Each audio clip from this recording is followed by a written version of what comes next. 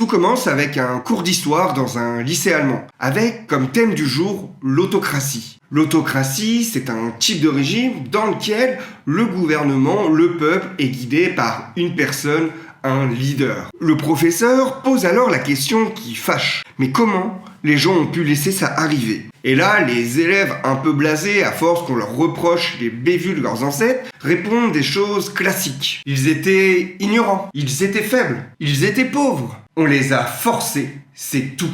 Très vite, le prof comprend qu'une simple leçon ou de simples explications ne vont pas marcher.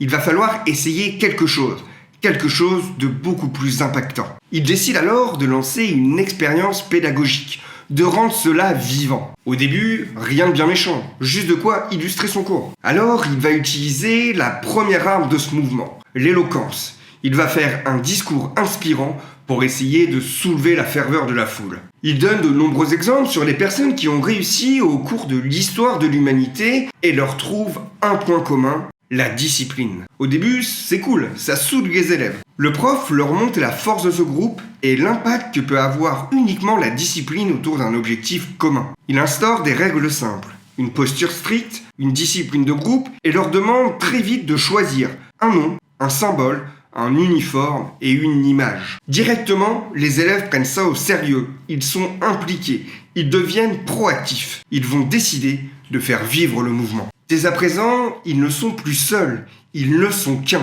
Et c'est ça, le réel début d'un mouvement. D'autres élèves entendent parler de ce qui se passe dans ce cours et décident de le rejoindre. Car pour une fois, le cours n'est pas chiant. Ils ne sont pas assis sur une chaise.